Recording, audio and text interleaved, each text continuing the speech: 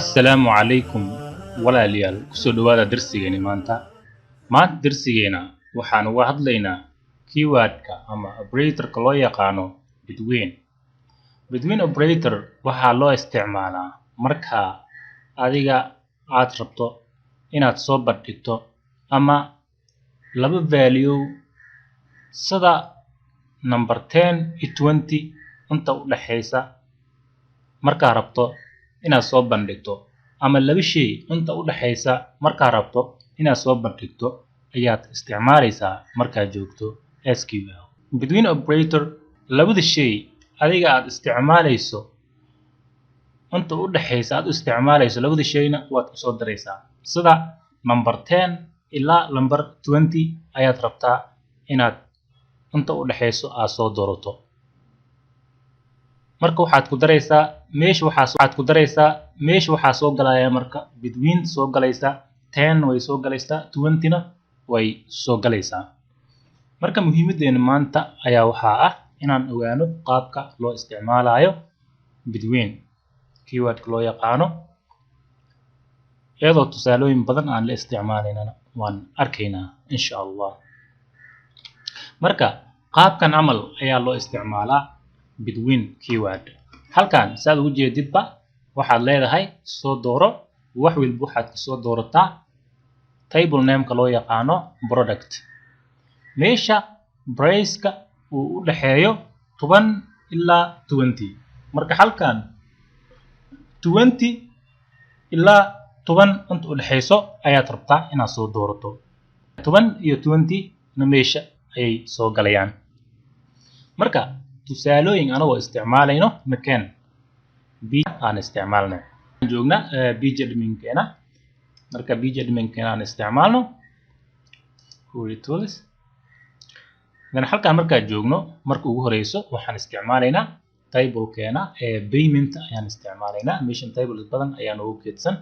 hadda waxaan isticmaalaynaa payment ayaan isticmaalaynaa marka halkaan waxaynu leenahay select everything from waxaan ku soo dooranaynaa payment ayaan ku soo dooranaynaa waxaynu leenahay run halkaan marka joogno table-ka payment marka joogno daatooyin badan ayaa ku keedsan sida payment ID iyo customer ID iyo staff ID rental ID amount iyo payment date iyo maalinta la bixiyay lacagta intaas oo dhan iyo transactions oo dhan dhamaantooda way inoo keedsan yihiin table-kan marka haddaan rabno inaan ogaano inta number ama tirada ku jirto paymentiga u dhaxayso 8 ilaa iyo 9 dollar inta u dhaxayso ama 8 ilaa 10 dollar waxa dhahda inta u dhaxayso transactions ama lacag haddaan rabno inaan ogaano oo column-kan anagoo isticmaalayno column-kan amount loo yaqaan anagoo isticmaalayno haddaan rabno inaan ogaano sida tan ayaan samayn karnaa soo fiiri halkaan waxaynu leenahay select everything from payment ku soo door dan halkaan maxaynu ku daraynaa waxaynu leenahay meesha where waxaynu leenahay meesha amountiga uu ka yahay ilaa waxaan rabnaa amount column-ka inaan isticmaalno meesha amountiga ama lacagta ay u dhaxayso ayaynu leenahay between ayaa halkaan isticmaalayna keywordka halkaan ayaan ku ogaanaynaa muhiimadda uu leeyahay waxaynu leenahay between 8 and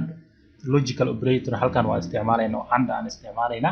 waxaynu leenahay iyo 9 marka waxaynu leenahay halkaan select soo dooro wax walba asterisk wax walba ala la wada horeyna oo soo sheegnay waxaad ku soo doorataa from waxaad ku soo doorataa payment table loo yaqaano ka soo dooro meesha amountiga ama lacagta u dhaxayso 8 dollar ilaa 9 dollar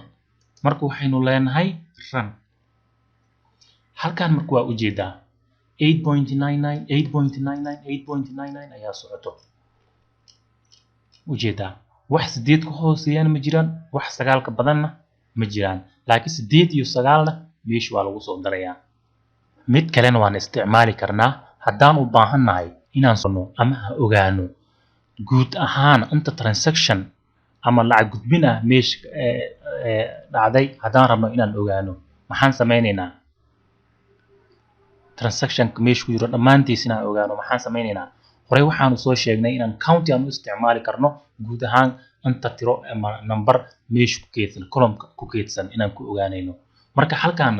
sidaas oo kale column-kan amount la yiraahdo wax data ku keedsan oo dhan ayaan rabnaa inaan ogaano maxaan sameynaynaa sidan ayaan sameynaynaa waxaynu leenahay halkaan meeshan ayaan waxaan isticmaalaynaa maxay count ayaan isticmaalaynaa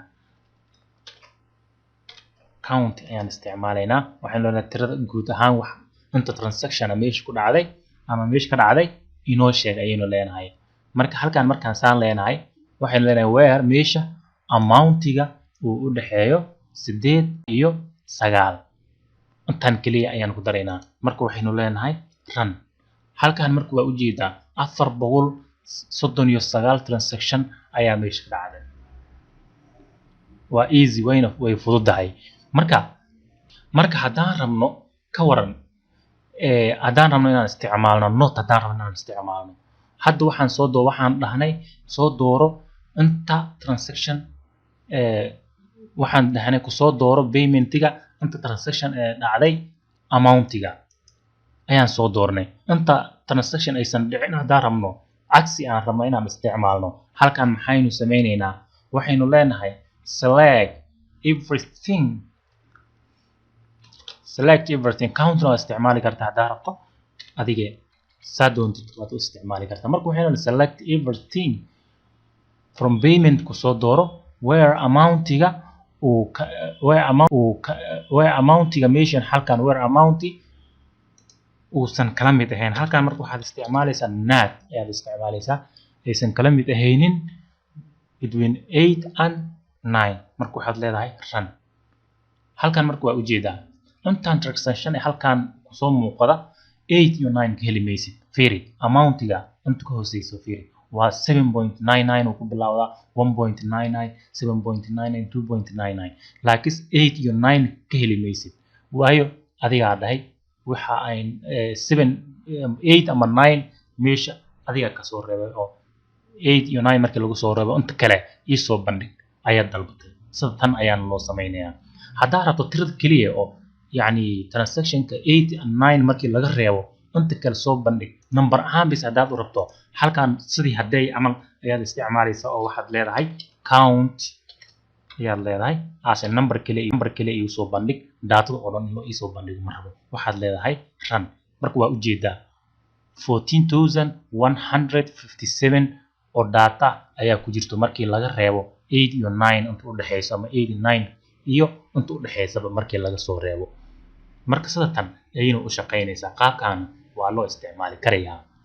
marka between waxaan kale u isticmaali karnaa taariikhda ayaan u isticmaali karnaa oo waxaad leedahay bishii koowaad ama bishii labaad kowdeeda ilaa iyo 15keeda inta transaction ee dhacday ayaan rabaa inaan ogaado lacagta waaga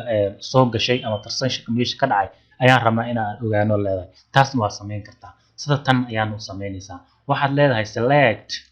everything ayaa leedahay wax wal ku soo dooro from payment ku soo dooro ayaad leedahay where halkaan marka waxaad leedahay halkaan marka maxaad leedahay halkaan marka waxaad leedahay where payment ay leedahay payment date meesha payment date-ka oo u dhaxeeyo ayaad leedahay between u dhaxeeyo halkaan marka maxaad isticmaalaysaa single quotation waa isticmaali kartaa oo waxaad leedahay single quotation aad isticmaalaysaa waxaad leedahay 2007 ayaad leedahay ilaa marka 2007 bishii koowaad marka maxaad leedahay bishii labaad halkaan 2007 bishii labaad kowdeeda bishii labaad kowdeeda iyo waxaad leedahay waxaad leedahay 2007 isla bishii labaad 15keeda